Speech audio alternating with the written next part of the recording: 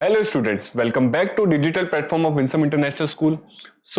इससे पहले वाली वीडियोस में हमने ये देखा कि गॉसियन सरफेस क्या होता है और कैसे गॉसियन सरफेस की मदद से मैं एक नॉन यूनिफॉर्म इलेक्ट्रिक फील्ड से आराम से अपना इलेक्ट्रिक फ्लक्स को कैलकुलेट कर सकता हूं। एक हमने इलेक्ट्रिक फ्लक्स कैलकुलेट किया नॉर्मल मेथड से, और उसी का एक क्लोज सरफेस से जब इलेक्ट्रिक फ्लक्स को लिंक करवाया विद दी गॉसियन थ्योरी, तो हमने एक अलग सा रिलेशन देखा जिसमें क्या था, 1/ε0 into Q times is equal to the value of electric flux. तो आज के वीडियो लेक्चर में हम सबसे पहले क्या देखेंगे? सबसे पहले हम देखेंगे एप्लीकेशंस ऑफ गॉस थ्योरम। इससे पहले हमने गॉस थ्योरम्स को बहुत अच्छे से समझ लिया था। आज के वीडियो लेक्चर में हम समझेंगे एप्लीकेशंस ऑफ गॉस थ्योरम। तो उससे पहले मैं एक बार रिवाइज करवा देता हूं कि भाई हमने गॉसियन सरफेस क्या समझा था। अगर हम किसकी बात कर रहे हैं, गॉसियन सरफेस की, तो गॉसियन सरफेस मेरा क्या था? सबसे पहले तो मैंने क्या बोला था कि ये मेरा एक कैसा था, क्लोज्ड सरफेस होता है। कैसा सरफेस होता है? Close surface. दूसरा कि जब भी मैं गॉसियन सरफेस बनाऊंगा तो मैं इस बात का ध्यान रखूंगा। किस बात का ध्यान रखूंगा सर? कि मेरा जो पूरा का पूरा सरफेस है वो कैसा होना चाहिए? यूनिफॉर्म होना चाहिए। मतलब कैसा होना चाहिए? होमोजीनियस, एक जैसा, कि सिमेट्री मेरी कैसी चलती रहे? सीधी चलती रहे। तो इस सिमेट्री से मेरे को क्या हेल्प मिलती है? मेरा जो इलेक्ट्रिक फील्ड का एंगल है और मेरा जो एरिया वेक्टर है वो क्या हो जाता है? एक दूसरे के इक्वल सा हो जाता है। तो दूसरा मैंने बोला था कि ये सरफेस कैसा होना चाहिए? सिमेट्रिक होना चाहिए। कैसा सरफेस होना चाहिए सर? सिमेट्रिक होना चाहिए। हमें जब भी गॉसियन सरफेस की बात की जाए तो हमें एक ऐसा सरफेस सोचना है जो कि कैसा है? क्लोज्ड है और वो सिमेट्रिकल है या होमोजीनियस है, जहां से हमें वैल्यूज क्या मिल रही है? एक जैसी मिल रही है। तीसरी बात हमने समझी थी, क्या समझी थी? कि इसके अंदर जो चार्ज होता है, इसके अंदर क्या होता है? जो चार्ज होता है, हम सिर्फ अंदर वाले की बात करते हैं, हम जो चार्ज इसके आउट होता है उसकी बात नहीं करते। तो ये छोटी मोटी बातें हमने समझी थी। अंदर अगर एक चार्ज है तो भी ठीक है, अंदर अगर एक से ज्यादा चार्ज है तो भी मेरे लिए बात वो ठीक है। आज एप्लीकेशंस की बात करेंगे। होप आपने गॉसियन सरफेस समझ लिया। तो अगर हम देखें कि with the help of Gaussian surface मैं एक पॉइंट पे कैसे इलेक्ट्रिक फील्ड निकाल सकता हूं, तो मैं क्या बोलूंगा? अगर मुझे एक एक चार्ज Q0 है और इस Q0 चार्ज पे, इस P पे, ये मेरे को देखना है कि ये Q0 चार्ज इस P पे कितनी इलेक्ट्रिक फील्ड लगा रहा है। तो मैं कैसे कैलकुलेट कर सकता हूं? एक तो हमने नॉर्मल तरीके से किया था जिसकी वैल्यू कितनी आई थी? KQ/R², ये हमने किया था। लेकिन सेम चीज को मैं गॉसियन सरफेस की हेल्प से भी या गॉसियन थ्योरम की हेल्प से भी कर सकता हूं। सबसे पहले मैं क्या बोलूंगा कि ये मेरा चार्ज है, मैं एक ऐसा सरफेस इमेजिन करूंगा जो क्या करेगा? चारों तरफ से मेरा क्या होगा? होमोजीनियस या सिमेट्रिक होगा। तो मैं बोलता हूं एक हम क्या बना लेते हैं? Gaussian surface. इस तरीके से बनाएंगे कि सरफेस के सरकमफेरेंस पे मेरा क्या आएगा? ये P आएगा। और इसके सेंटर पे मैं क्या ले लेता हूं? मेरा चार्ज ले लेता हूं Q0, और मैं बोलता हूं कि ये जो डिस्टेंस है ये P है। इस डिस्टेंस को भी हम क्या ले लेते हैं? R ले लेते हैं। इस डिस्टेंस को ले लेते हैं R। तो ये भी क्या होगा? डिस्टेंस इसका R ही होगा। लेकिन अगर मैं यहां पर देखूं तो मैं ये देखूंगा कि मेरा जो इलेक्ट्रिक फील्ड वेक्टर है, लेट्स से मेरी जो इलेक्ट्रिक फील्ड है वो इस डायरेक्शन में है, और यहां से मैं अगर मैं एरिया वेक्टर निकालना चाहूं, मैं क्या निकालना चाहूं? मेरा एरिया वेक्टर। तो मेरा जो एरिया वेक्टर आएगा वो भी क्या आएगा? इसी डायरेक्शन में आएगा। तो मैं ये बोल सकता हूं कि एरिया वेक्टर और इलेक्ट्रिक फील्ड वेक्टर में जो मेरा एंगल आएगा, क्योंकि दोनों एक दूसरे के ऊपर है, तो एंगल मेरा कितना आएगा? 0। इससे पहले वाली लेक्चर्स में हम अच्छे से समझ चुके हैं कि अगर मुझे इलेक्ट्रिक फ्लक्स निकालना है, मुझे क्या निकालना है? Electric flux. तो इसका फॉर्मूला होता है इंटीग्रेशन E.ds, या फिर मैं इसको बोल सकता हूं इंटीग्रेशन E.ds cos थीटा। क्योंकि मेरे थीटा हियर, मुझे पता है कि मेरा थीटा बराबर कितना है? 0 डिग्री है। तो यहां से फाई E की वैल्यू मेरे पास कितनी आ जाएगी? जो कि मुझे पता है क्या होती है? E.ds इंटू 1, क्योंकि cos 0 मेरा क्या हो जाता है? 1 हो जाता है। जैसे मैं यहां से ds, अगर मैं इंटीग्रेशन, मुझे पता है E मेरा क्या है? कांस्टेंट है, इसको मैं क्या ले आऊंगा? बाहर ले आऊंगा। तो यहां से मेरे पास वैल्यू कितनी आएगी? इसके आगे अपन कहां लिखते हैं? इधर लिखते हैं। मैंने बोला कि जो मेरा फाई E है ये मेरा कितना आ जाएगा? E ऐसा रह जाएगा, मल्टीप्लाई इंटीग्रेशन यहां पे आ जाएगा ds मेरा एरिया होता है। अगर ये कि स्फीयर है तो स्फीयर का एरिया हमें पता है कितना होता है? 4πr² होता है। तो यहां से मैं देखूंगा, क्या देखूंगा कि फाई E बराबर मेरे पास कितना हो जाएगा? E इंटू, जैसे इसको इंटीग्रेशन करेंगे तो मेरे पास वैल्यू आ जाएगी 4πr², क्योंकि एरिया ऑफ स्फीयर होता है। यहां से हम लिख सकते हैं ये क्या होता है? एरिया ऑफ स्फीयर, जो कि मेरे पास कितना होता है? 4πr²। आर स्क्वायर होता है। तो ये मेरा यहां से इसको अपन क्या दे देते हैं, इक्वेशन नंबर 1 दे देते हैं। अब मैं बोलता हूं according to Gauss law, according to Gauss law,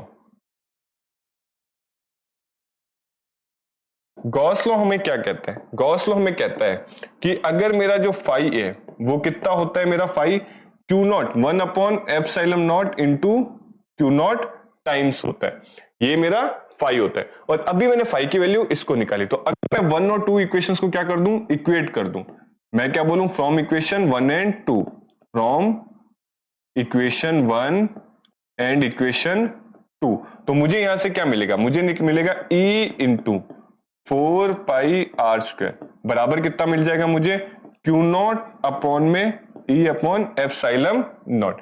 यहां से अगर मैं ई की वैल्यू निकालना चाहूं तो ई की वैल्यू मेरे पास कितनी आ जाएगी, ई की वैल्यू मेरे पास आ जाएगी क्यू नॉट अपॉन में epsilon naught into 4 pi r square. इसको अगर मैं रीअरेंज करके लिखूं तो मैं एक चीज देखूंगा, मैं इसको अगर रीअरेंज करके लिख रहा हूं, कहां पे लिख सकते हैं अपन, इसको अपन थोड़ा सा इधर ले लेते हैं।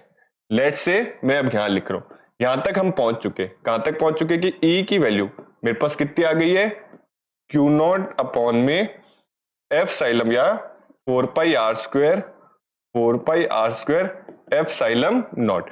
इसको मैं इस तरीके से भी लिख सकता हूं अरेंज करके, कैसे लिख सकते हैं, 1 अपॉन में 4 pi epsilon naught into Q not upon में आर स्क्वायर, और यही मेरी वैल्यू किसकी होती है, इलेक्ट्रिक फील्ड की, जिसको हम क्या बोल देते हैं, के क्यू अपॉन में आर स्क्वायर। तो ये मैंने with the help of Gaussian surface, with the help of Gaussian surface prove कर दिया।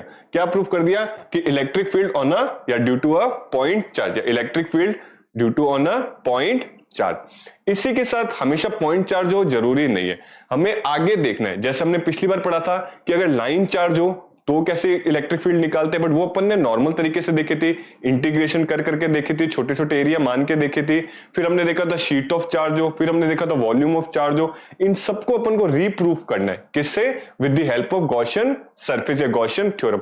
इसी को हम बोलते हैं एप्लीकेशंस ऑफ गॉसियन थ्योरम। तो इसके बाद हम नेक्स्ट चलते हैं। नेक्स्ट मेरा आता है electric field due to a line charge. सबसे पहले हमें पता होना चाहिए कि एक लाइन चार्ज होता क्या है। तो मैं लेता हूं एक इन्फिनिटली रॉड, मैंने बोला ये मेरी क्या है, एक इन्फिनाइट रॉड है, ये मेरी क्या है, एक इन्फिनाइट रॉड है जो पूरे टाइम एनी टाइम इन्फिनाइट तक चलती जा रही। इस पे लगे हुए हैं मेरे चार्जेस, इस पे क्या लगे हुए हैं मेरे चार्जेस। तो ये क्या है, इन्फिनाइट लाइन चार्ज, ये मैंने क्या बना दिए, चार्जेस बना दिए। अगर मैं ये निकालना चाह रहा हूं, क्या निकालना चाह रहा हूं कि कोई एक पर्टिकुलर पॉइंट है P, एक पर्टिकुलर पॉइंट है मेरा P, इस पे ये कितनी इलेक्ट्रिक फील्ड जनरेट करेंगे। तो अगर मैं इस बार एक ऐसा गॉसियन सरफेस ले लूं जो कि फॉर्म होती है स्फीयर की, हमारी कैसी फॉर्म होती है स्फीयर, जैसे हमने पहले लिया था, तो मैंने क्या ले लिया, एक ऐसा गॉसियन सरफेस ले लिया जो कि यहां से, और मेरा जो पॉइंट P है वो इसकी कैसे आ रहा है, सरफेस पे आ रहा है। मुझे निकालनी है यहाँ पे इलेक्ट्रिक फील्ड। लेकिन मैंने एक चीज देखी, मैंने क्या चीज देखी कि जब मैं यहां से इलेक्ट्रिक फील्ड बना रहा था, ये मेरी क्या आ रही है, डायरेक्शंस ऑफ इलेक्ट्रिक फील्ड, ये आ रही है मेरी डायरेक्शंस ऑफ इलेक्ट्रिक फील्ड। तो मैंने एक चीज देखी, क्या चीज देखी कि यहां पर अगर मैं हर पॉइंट पे लूं, लेट्स से मैं क्या ले रहा हूं, हर पॉइंट पे, मैंने यहां पर देखा, मैंने बोला डायरेक्शन ऑफ इलेक्ट्रिक फील्ड तो इधर है, लेकिन डायरेक्शन ऑफ एरिया वेक्टर मेरा कहां आ रहा है, 90 डिग्री टू सरफेस यहां पर आ रहा है, जिसको मैंने क्या बोल दिया, थीटा। मैंने जब इधर देखा तो मैंने देखा इलेक्ट्रिक फील्ड भी इधर है और मेरा एरिया वेक्टर भी कैसे है, इस केस में इधर ही है, यहां पर भी एरिया वेक्टर और यही मेरा क्या है, इलेक्ट्रिक फील्ड वेक्टर। मैंने अगर यहां देखा तो मैंने देखा इलेक्ट्रिक फील्ड तो मेरी इधर है, लेकिन जब मैं एरिया वेक्टर का डायरेक्शन निकालने लगा, जो कि क्या होता है, नॉर्मल टू द सरफेस, जो सरफेस मेरा ये है, इससे नॉर्मल ऐसे बनाएंगे अपन, तो थीटा क्या आएगा, ऐसे आएगा। तो हर में अलग अलग एंगल आ रहे थे और अलग अलग, मतलब मेरे को थीटा सेम नहीं मिल रहा था। तो हमें ऐसा गॉसियन सरफेस नहीं चाहिए, क्योंकि हमारी शर्त यही होती है कि हमें एक ऐसा सरफेस बनाना पड़ेगा सोच के कि जहां पे मेरा एंगल भी सेम आए और इलेक्ट्रिक फील्ड की डायरेक्शन भी क्या है, सेम यूनिफॉर्म टाइप की है। तो मैंने देखा इस केस में मैं स्पेरिकल गॉसियन सरफेस तो नहीं बना सकता due to different values of theta. मुझे एक ऐसा सरफेस सोचना है जो कि क्या होता है, जिसमें वैल्यूज ऑफ थीटा क्या हो, सेम हो। तो मैं दोबारा दिमाग लगाता हूं, मैंने बोला वापस से अपन एक लाइन चार्ज बनाते हैं, मैंने बना दिया वापस से एक लाइन चार्ज। मैंने क्या बनाया, दोबारा एक लाइन चार्ज बनाया, ये मैंने बना दिया, ये मेरा हो गया एक लाइन चार्ज, और इसको मैंने दे दिया प्लस चार्ज।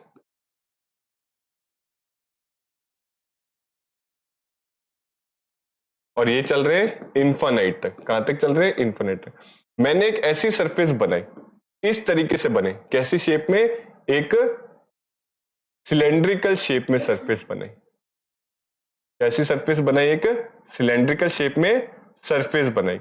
और इस सरफेस में हमने ऐसे लिया कि जो मेरा पॉइंट था P, जो मेरा पॉइंट था P, उसकी डायरेक्शन हर जगह क्या हो? सेम हो। कैसी हो डायरेक्शन? हर जगह मेरी सेम हो। फिर मैंने देखा कि मेरे इलेक्ट्रिक फील्ड तो ऐसे जा रहे हैं, इलेक्ट्रिक फील्ड तो कैसे जा रहे हैं? ऐसे। ये मेरे क्या है? Electric field. मैंने दोबारा चेक करने की कोशिश करी, ये मैंने क्या बनाए? इलेक्ट्रिक फील्ड बनाए। ये मेरा हो गया E वेक्टर। और मैंने ये देखा कि अगर मैं यहां से एरिया वेक्टर भी निकालना चाहूं, तो मैंने ये देखा कि इस सरफेस पे तो एरिया वेक्टर साथ में ही आ रहा है, इस सरफेस पे तो एरिया वेक्टर मेरा क्या आ रहा है? साथ में आ रहा है। जहां इलेक्ट्रिक फील्ड है वहीं मेरा क्या है? Area vector. हर जगह मेरा क्या है? सेम आ रहा है। लेकिन अगर मैं फ्लैट सरफेस की बात देखूं, भाई इस पे कितने सरफेस है? इसका जो सरफेस 1 है, इसका जो कैसा है? सरफेस 1, वो कैसा है? फ्लैट है। इसका जो सरफेस 2 है वो कैसा है? कर्व्ड है। और इसका जो सरफेस 3 है वो भी कैसा है? फ्लैट है। तो जब मैंने कर्व सरफेस में देखा तो मैंने देखा एरिया वेक्टर और इलेक्ट्रिक फील्ड वेक्टर पे एंगल्स कैसे आ रहे हैं? सबके यहां से लेके यहां तक कैसे आ रहे हैं? सेम आ रहे हैं। फिर मैंने देखा अगर मैं यहां पे एरिया वेक्टर बनाऊं तो यहां पे मेरा एरिया वेक्टर कैसा बनेगा? यहां पे हमारा एरिया वेक्टर बन जाएगा थोड़ा सा इस डायरेक्शन में। ये अगर इलेक्ट्रिक फील्ड है, ये फ्लैट सरफेस, तो इनसे नॉर्मल कैसा बनेगा? इधर बनेगा। ये मेरे क्या आ रहे हैं? Area vector. ये मेरी क्या आ रही है? Electric field vector. इनके बीच का एंगल कितना बन रहा है? 90 डिग्री। वैसे ही ऊपर देखें तो ये मेरा क्या आ रहा है? Area vector. ये भी मेरा क्या आ रहा है? Area vector. और इनके बीच में जो एंगल बन रहे हैं वो कैसे बन रहे हैं? 90 डिग्री। तो यहां से मैंने चीज देखी, क्या चीज देखी? कि जो मेरे फ्लैट सरफेस है, यहाँ पे area vector and electric field vector के बीच में जो एंगल आ रहा है वो कितना बन रहा है? 90 डिग्री का बन रहा है। इधर भी कितना बन रहा है? 90 डिग्री का बन रहा है। लेकिन कर्व सरफेस पे एंगल जो मेरा आ रहा है वो कितना आ रहा है? 0 डिग्री का आ रहा है। तो तीनों जगह अलग अलग एंगल आ रहे हैं। तो मुझे जो इसका इंटीग्रेशन या जो मुझे इसका अपन कहते हैं कि इलेक्ट्रिक फील्ड अगर निकालनी पड़ेगी, मुझे क्या निकालना पड़ेगा? इलेक्ट्रिक फ्लक्स की वैल्यू क्या निकालनी पड़ेगी? तो मुझे देखना पड़ेगा कि मुझे ये सरफेस क्या लेना पड़ेगा? सेम एंगल का लेना पड़ेगा। फिर इसको अलग करना पड़ेगा, इसको अलग, क्योंकि अलग अलग पूरे को एक साथ मैं नहीं कर सकता। मुझे सरफेस के टुकड़े करने पड़ेंगे अकॉर्डिंग टू माई थीटा। यहां से लेके यहां तक अगर मेरा एंगल सेम है तो मैं इसको एक सरफेस मानूंगा, अलग से क्या करूंगा? इंटीग्रेट करूंगा। यहां तक इस फ्लैट सरफेस पे एंगल मेरे एक जैसे हैं पूरे पे, तो मैं सिर्फ फ्लैट सरफेस को अलग से रख के क्या करूंगा? इंटीग्रेट करूंगा। और यहां वाले को अलग से क्या करूंगा? इंटीग्रेट करूंगा to find the complete electric flux. ठीक है, तो आइए अब इसको अपन सॉल्व करते हैं। सबसे पहले यहां पे अपन 2-3 चीजें लेट कर लेते हैं। क्योंकि इनफाइनाइट है तो मुझे नहीं पता इस पे चार्ज कितना है, तो मैं बोलता हूं मैं एक छोटी सी लेंथ लेता हूं। मैं इसमें क्या ले लेता हूं? एक छोटी सी लेंथ। मैंने बोला मैंने इतनी सी लेंथ ले ली, जिसको मैंने बोला डीएल लेंथ, जिसको मैंने क्या बोल दिया? DL length. इस लेंथ की मैंने बोला कि चार्ज डेंसिटी, तो मैंने यहां बोला कि चार्ज डेंसिटी या charge per unit length, charge per unit length, per unit length मैंने मान लिया लैम्डा। कितना मान लिया? लेट कर लिया, let the charge per unit length मैंने कितना मान लिया? लैम्डा मान लिया। और अपन मान के चलते यहां से यहां तक मैं हाइट एक बार h ले लेता हूं, यहां से लेके यहां तक की हाइट अपन कितनी ले लेते हैं? एक बार h ले लेते हैं। तो एक बार तो अपन ने क्या मान लिया कि चार्ज पर यूनिट लेंथ मेरी कितना है? लैम्डा दे रखा है। यहां तक आपको समझ आ गया होगा। इसके बाद अगर मुझे निकालना है कि कितना पर्टिकुलर चीजें चल रही है, तो अपन वापस से बोलते हैं कि भाई हम तो निकालेंगे डायरेक्ट वापस से, वही हमें फॉर्मूला पता है कि जो मेरा फ्लक्स होता है, जो मेरा क्या होता है? फ्लक्स होता है, उसका फॉर्मूला क्या होता है? Integration E dot ds। लेकिन क्योंकि यहाँ पे सरफेस अलग अलग है तो मैं एक वैल्यू नहीं निकाल सकता, मुझे अलग अलग के लिए निकालना पड़ेगा। ये तो क्या होगा? टोटल। तो मैं बोलूंगा फाई E। पहला बोलूंगा सरफेस 1, जो कि मेरा क्या आ जाएगा? E dot ds। सरफेस 1 मेरा क्या हो गया? Flat surface. फिर मैं बोलूंगा प्लस, वापस से मैं इंटीग्रेशन करूंगा, इस बार लूंगा सरफेस 2, और ये भी मेरा क्या आ जाएगा? E dot ds। फिर मैं लूंगा वापस से सरफेस 3, ये भी मेरा कितना आ जाएगा E डॉट ds। इसको अपन इंडिविजुअली सॉल्व करेंगे तो यहां से मैं देखूंगा कि मेरा जो सरफेस वन है जो कि क्या है फ्लैट है और इनके बीच में एंगल कितना बन रहा है, अगर मैं बोल रहा हूं सरफेस वन इंटीग्रेशन कर रहे हैं अपन तो यहां पे आ जाएगा E ds cos 90 डिग्री, क्योंकि यहां पे इनके बीच का एंगल कितना बन रहा है 90 डिग्री, प्लस सरफेस टू का अगर लेते हैं अपन जो कि मेरा क्या है कर्व सरफेस है तो यहां पे आ जाएगा E ds cos 0 degree plus S3 लेते हैं अपन सरफेस थ्री का तो यहां पे आ जाएगा E ds cos वापस से 90 डिग्री। अगर मैं यहां से वैल्यूज को सॉल्व कर लूं, मैं क्या कर लूं यहां से वैल्यूज को सॉल्व कर लूं तो मेरे पास जो फाई E की वैल्यू सरफेस वन cos 90 कितना हो जाता है मेरा 0, तो ये पूरा हो जाएगा 0, ये आ जाएगा प्लस यहां पे कितना आ जाएगा 1 तो यहां पे आ जाएगा इंटीग्रेशन E डॉट ds और यहां पर भी वापस से क्या आ जाएगा इंटीग्रेशन, वापस से मेरा सम कितना आ जाएगा 0। इसको अपन डायरेक्ट अपन क्या लिख लेते हैं 0 ही लिख लेते हैं। मतलब मेरी जो फ्लक्स की वैल्यू आएगी वो पूरी की पूरी किस पे डिपेंड करेगी सर, इस पे इंटीग्रेशन E डॉट ds या अपन सीधा बोल सकते हैं E इंटू ds। अब E तो मेरा कांस्टेंट होता है, E मेरा क्या है कांस्टेंट होता है और कांस्टेंट का इंटीग्रेशन कभी नहीं होता। जो वेरिएबल है, क्योंकि मैंने एरिया के लिए ds या आप चाहो तो इसको dl भी ले सकते हो, इस पूरी लेंथ को कितना ले सकते हो आप सर dl ले सकते हो। अब मान लेते हैं इसका अपन को एरिया निकालने के, इस कर्व सरफेस में कितना एरिया आ रहा है तो मुझे पता है कि जो कर्व सरफेस का एरिया होता है किसका, हमारे एक सिलेंडर का, वो कितना होता है 2 पाई RH। अपन क्या बोल सकते हैं curve surface area, curved surface area of cylinder हमारा किसके बराबर होता है 2 पाई RH। अगर मैं हाइट क्या मान रहा हूं इसको h मान रहा हूं तो यहां से मेरे पास फाई की वैल्यू कितनी आ जाएगी, सीधा सीधा E और जब मैंने इंटीग्रेशन किया इसको ds को तो मेरे पास वैल्यू कितनी आ गई 2 पाई RH, क्योंकि इस इंटीग्रेशन को इससे करेंगे तो आंसर आ जाएगा 2 पाई RH। इसको मैं दे देता हूं इक्वेशन नंबर 1, इसको अपन ने क्या दे दी इक्वेशन नंबर 1। अब मुझे पता है, क्या पता है, अकॉर्डिंग टू गॉस थ्योरम हमें पता है अकॉर्डिंग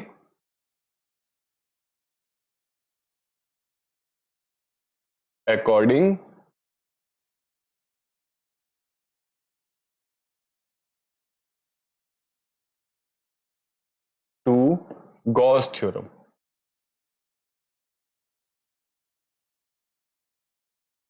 क्या पता है हमें अकॉर्डिंग टू गॉस थ्योरम कि मेरा जो फ्लक्स होता है, जो मेरा क्या होता है फाई E होता है, वो कितना होता है Q नॉट अपॉन में एफ साइलम नॉट, ये मेरा होता है फ्लक्स की वैल्यू।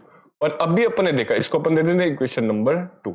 अभी अपन ने एक चीज देखी, क्या चीज देखी थी सर कि मेरे पास फ्लक्स की वैल्यू कितनी आई है E 2 पाई RH। तो इन दोनों को मैं इक्वेट कर देता हूं, मैं बोलूंगा from equation 1 and 2, from equation 1 and equation 2 हमें पता है दोनों ही फाई है तो मैं बोलूंगा E इंटू 2 पाई RH मेरा किसके बराबर हो जाएगा Q नॉट। Q नॉट की जगह हम क्या लिखेंगे भाई, हमें क्या निकालना है, ये जो चार्ज है चार्ज डेंसिटी है, तो चार्ज डेंसिटी हमारे पास कैसे निकलेगी भाई, मैंने बोला एक छोटे से एरिया का चार्ज क्या है सिग्मा, और अगर इस छोटी सी लेंथ का चार्ज सिग्मा है तो अगर मुझे पूरी यहां से लेके यहां तक h लेंथ का चार्ज निकालना है तो h लेंथ का क्या चार्ज हो जाएगा लैम्डा इंटू सिग्मा। इसको हम कैसे लिख सकते हैं देखते हैं, हम यहां पर लिखते हैं, मैंने बोला कि अगर एक छोटी सी लेंथ dl लेंथ का चार्ज कितना है हमारा लैम्डा है, तो टोटल लेंथ में चार्ज कितना हो जाएगा, टोटल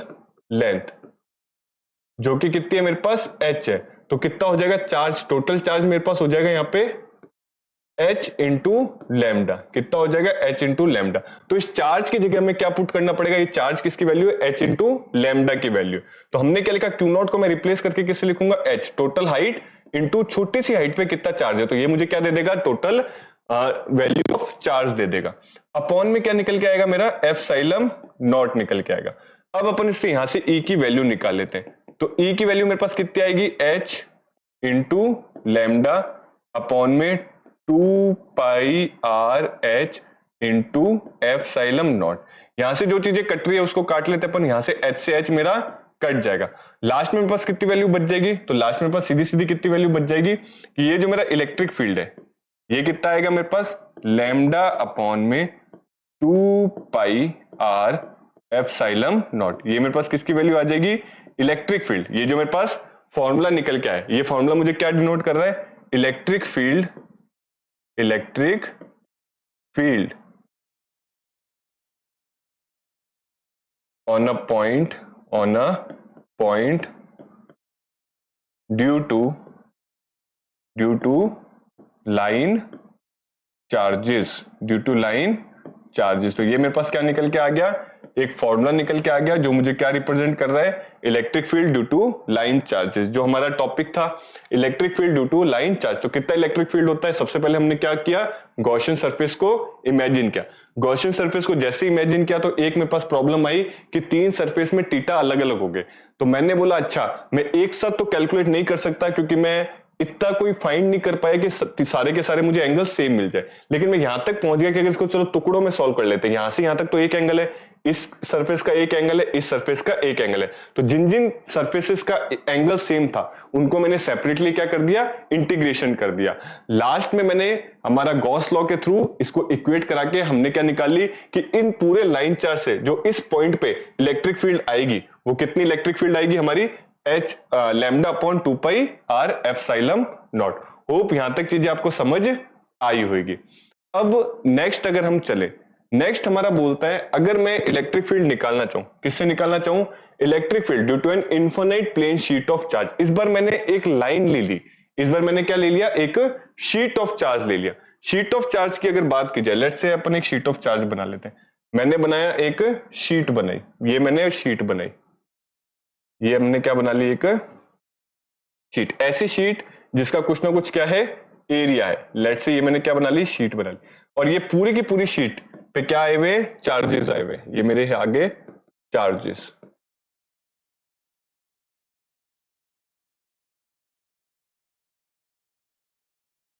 और हमें क्या निकालना है, इससे एक पॉइंट ले लेते हैं, लेट्स से हमने पॉइंट ले लिया पी पॉइंट। यहां पे हमें क्या निकालना है कि ये जो शीट ऑफ चार्ज है ये इस पे कितना इलेक्ट्रिक फील्ड लगा रहे। तो सेम क्वेश्चन हमने पहले भी किया था लेकिन वो मेथड थोड़ा अलग था। अब हमें करना है गॉस थ्योरम या गॉस लॉ की हेल्प से। तो सबसे पहले करने के लिए हमें वापस से एक गॉसियन सरफेस सोचना पड़ेगा, एक ऐसा सरफेस जहां पर मुझे इलेक्ट्रिक फील्ड या फिर थीटा हमें क्या मिले, यूनिफॉर्म मिले, विदाउट उसके नहीं होगा। तो पहले अगर हमें जब पॉइंट चार्ज पे करना था तो पॉइंट चार्ज पे हमने नॉर्मल स्फीयर ले लिया, लेकिन जब हमने लाइन ऑफ चार्ज पे किया तो लाइन ऑफ चार्ज पे हमने क्या देखा कि नहीं, एक स्फीयर हमारे काम का नहीं था क्योंकि वो यूनिफॉर्मिटी या सिमेट्री हमें नहीं दे रहा था। तो हमने एक अलग सा सरफेस सोचा जो कि क्या था, सिलेंड्रिकल। क्या यहां पर सिलेंड्रिकल काम कर सकता है या यहां पे स्फीयर काम कर सकता है? आप बना के देखोगे तो आपको आंसर मिलेगा नहीं, यहां पे ना ही सिलेंड्रिकल सरफेस काम करेगा क्योंकि वो हमें यूनिफॉर्मिटी नहीं दे पाएगा, ना ही यहाँ पे नॉर्मल स्फीयर काम करेगा क्योंकि वो भी हमें यूनिफॉर्मिटी नहीं दे पाएगा। तो यहाँ पे हम एक ऐसा सिलेंड्रिकल बनाएंगे जो कैसा होता है, लेटा हुआ, ऐसे खड़ा सिलेंड्रिकल हमें नहीं देगा। तो मैं बोलता हूं लेट्स से ये अगर पूरा का पूरा चार्ज है, मुझे नहीं पता इन्फिनिट, क्योंकि शीट कैसी चल रही है, इन्फिनिट शीट चल रही है। कैसी शीट चल रही है, पूरी इन्फिनिट। चार्जेस भी कैसे चल रहे हैं, इन्फिनिट तक चलते हैं। तो मैं एक छोटा सा एरिया ले लेता हूं, जिस एरिया को मैं क्या बोलता हूं, डीएस एरिया। मैंने बोला कि ये मैंने एक छोटा सा एरिया ले लिया डीएस, ये मैंने क्या ले लिया, एक छोटा सा एरिया ले लिया डीएस, ये एरिया मैंने क्या ले लिया, डीएस ले लिया। और मैंने बोला इतने से एरिया में जितने चार्जेस है, मुझे नहीं पता इस एरिया में कितने चार्जेस है, इस एरिया को मैंने पर यूनिट एरिया ले लिया। इसमें जितने चार्जेस है मैंने उनको नाम बोल दिया सिग्मा। इतने एरिया में जितने चार्जेस है मैंने बोला लेट, मैंने क्या बोला यहां पे, let the per unit charge, let the पर स्क्वायर यूनिट भी बोल सकते हो, पर स्क्वायर यूनिट चार्ज हमने क्या ले लिया, सिग्मा ले लिया। क्या ले लिया, सिग्मा। तो इतने से एरिया में, जिस एरिया का नाम है डीएस, जिस एरिया का क्या नाम है, डीएस, इसमें चार्ज कितना आ रहा है, सिग्मा आ रहा है। तो हमने बोला यहां से हम गॉसियन सरफेस बनाना चालू करते हैं, एक ऐसा सरफेस जिसके फ्लैट सरफेस पे ये आ रहा है। फ्लैट सरफेस में तो क्या आ रहा है, ये आ रहा है, कौन सा, हमारा पॉइंट पी। और हमने बोला ये थोड़ा अंदर की तरफ से भी जा रहा है। कैसे जा रहा है, अंदर की तरफ से भी, ऐसे हमारा ये सरफेस है, बाहर भी है और अंदर है, मतलब एक ऐसी शीट है, इसके बाहर और अंदर कैसा जा रहा है, हमारा एक लेटा हुआ सिलेंड्रिकल जा रहा है। अब हमने देखा है इसमें इलेक्ट्रिक फील्ड निकालने की कोशिश की, तो मैंने देखा कि यहां पर इलेक्ट्रिक फील्ड कैसे निकल रही है, इस डायरेक्शन में निकल रही है। ये क्या है, मेरी इलेक्ट्रिक फील्ड्स की डायरेक्शन, ये क्या है, मेरी इलेक्ट्रिक फील्ड्स की डायरेक्शन, ई वेक्टर। और मैंने देखा इसके भी 3 सरफेस है, एक फ्लैट सरफेस, एक कर्व सरफेस और वापस से फ्लैट सरफेस। तो जो फ्लैट सरफेस पे आया मेरा कितना, ये वाला, तो मैंने बोला यहां से अपन लेते हैं इसको कि यहां पर भी ए है, और क्योंकि ये सरफेस का अपन आउटवर्ड निकाल दे तो ये ए वेक्टर भी यहीं आ जाएगा, ए वेक्टर भी कहां आ जाएगा, यहां आ जाएगा। लेकिन यहां पर क्योंकि कर्व सरफेस है तो इनका एरिया वेक्टर कैसे निकलेगा, नॉर्मल ऐसे जाएगा, नॉर्मल कैसा जाएगा, ऐसे जाएगा। तो यहां पर ये एरिया वेक्टर की डायरेक्शन हो गई, ये मेरे कैसे हो गए, एरिया वेक्टर्स हो गए, क्योंकि एरिया वेक्टर हमेशा कैसा होता है, सरफेस से 90 डिग्री पे। तो यहां पर भी देखो सरफेस से 90 डिग्री बन रही है, यहां पर भी कैसा बना रहा है, सरफेस से 90 डिग्री बना रहा है। और जो तीसरा है यहां पर भी कितना बनाएगा, 0, यहां पर भी कितना हो जाएगा, एक ही डायरेक्शन में चला जाएगा, ए वेक्टर हमारा कहां चला जाएगा, इसी डायरेक्शन में चला जाएगा। अब अगर मैं देखूं वापस से तो मैंने देखा इसके भी 3 सरफेस है, 2 फ्लैट सरफेस है और एक मेरा कैसा सरफेस है, कर्व सरफेस है। तो हमने बोला this Gaussian surface, this Gaussian surface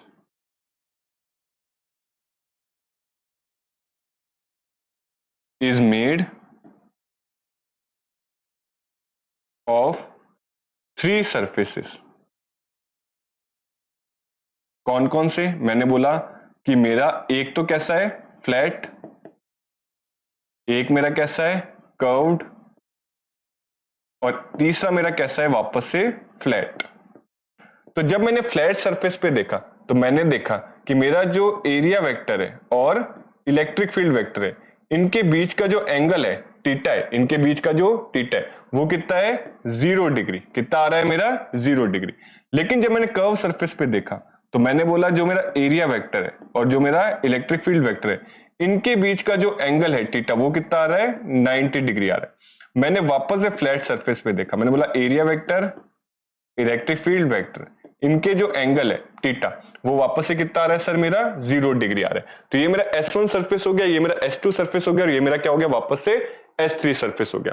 तो यहां से अपन वापस देखते हैं कि मुझे पता है कि मेरा जो इलेक्ट्रिक फ्लक्स निकलता है, मेरा क्या निकलता है, जो इलेक्ट्रिक फ्लक्स की वैल्यू मेरे पास क्या होती है, मैंने बोला कि मेरा पाई ई की वैल्यू होती है इंटीग्रेशन ई डॉट ds। क्योंकि मेरे सरफेस अलग अलग है, मतलब थीटा सेम नहीं है, तो जिस जिस सरफेस पे सेम थीटा है उसको मैं सेपरेटली ले लूंगा, और जहां जहां अलग थीटा है उसको मैं अलग से सेपरेट ले लूंगा। तो ऐसे 3 सरफेस मिले, एक सरफेस पे मेरे को लगा एक जैसा थीटा है, दूसरे सरफेस पे भी एक जैसा थीटा है, तीसरे सरफेस पे भी एक जैसा मेरा एंगल है। तो यहां से मैं इसको तोड़ के लिखूंगा, मैं बोलूंगा कि जो मेरा निकलेगा मिलके बनेगा S1 E dot ds plus S2 E dot ds plus S3 integration S3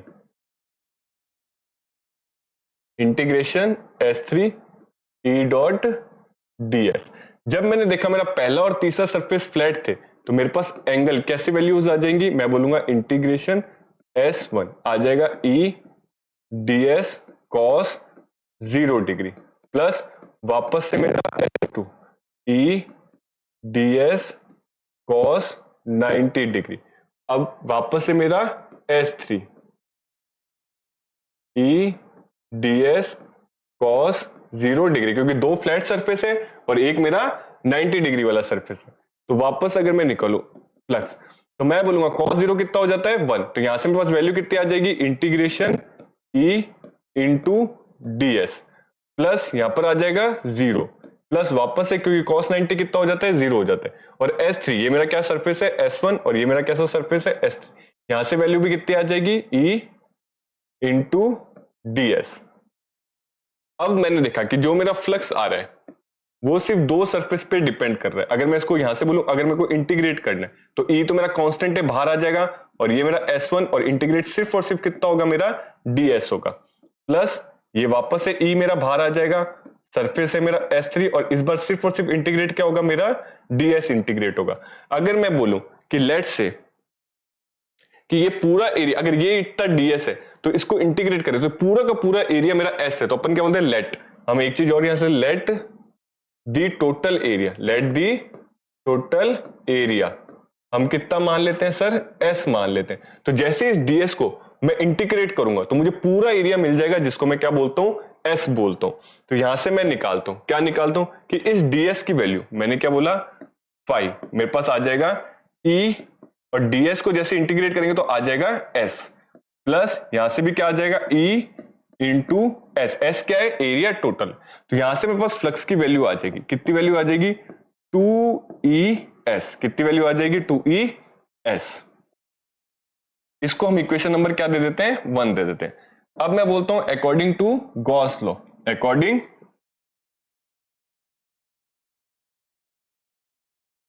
to Gauss theorem, जो मेरी गॉस थ्योरम है वो मेरी क्या बोलती है, वो भी यही बोलती है फाई ई बराबर क्या होता है क्यू नॉट अपॉन में एप्सिलॉन नॉट। इसको अपन ने क्या दे दी, इक्वेशन नंबर 2 दे दी। तो अगर मैं बोलूं, क्या बोलूं कि अगर मेरा एक जो यहां तक हमने देख लिया, क्या देख लिया कि जो मेरा फ्लक्स आया वो कितना है क्यू नॉट अपॉन में एप्सिलॉन नॉट आया। लेकिन यहां से मैं एक चीज और देखनी, क्या देखनी है कि ये तो क्यू है, क्यू कितना आएगा। तो मैंने बोला कि मेरा एक जो लेंथ है, जो छोटा सा एरिया है ds, जो चार्ज है वो क्या है सिग्मा है। तो अगर मुझे टोटल एरिया निकालना है जो कि s है, तो मैं क्या बोलूंगा मेरे पास कितना आ जाएगा charge sigma into S charge आ जाएगा। टोटल एरिया आ जाएगा वो कितना आ जाएगा सिग्मा इंटू एस आ जाएगा। तो क्यू नॉट की जगह मैं टोटल चार्ज कितना लिख सकता हूँ सिग्मा इंटू एस लिख सकता हूं। अब मैं वैल्यूज पुट करता हूं भाई, या क्या लिख सकते हैं फ्रॉम इक्वेशन 1 एंड इक्वेशन 2 मेरे पास क्या वैल्यू आ जाएगी, फाई ई की जगह मैं क्या लिख सकता हूं 2es इज इक्वल टू मेरे पास कितना आ जाएगा सिग्मा इंटू एस अपॉन में एप्सिलॉन नॉट। यहां से अगर मैं ई की वैल्यू निकालना चाहूं तो ई की वैल्यू मेरे पास आ जाएगी सिग्मा इंटू एस अपॉन में, यहां से अपन क्या निकालेंगे सिग्मा अपॉन में एप्सिलॉन नॉट इंटू यहां से आ जाएगा 2 इंटू वापस से मेरा एस आ जाएगा। तो यहां से अगर मैं ई की वैल्यू निकालना चाहूं तो ई की वैल्यू कितनी आएगी, यहां से मेरा एस से एस मेरा कट जाएगा, तो मेरे पास आ जाएगा सिग्मा अपॉन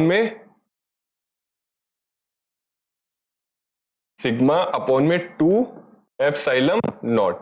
तो ये मेरे पास किसकी वैल्यू निकल के आ गई, electric field due to infinite plane sheet of charge.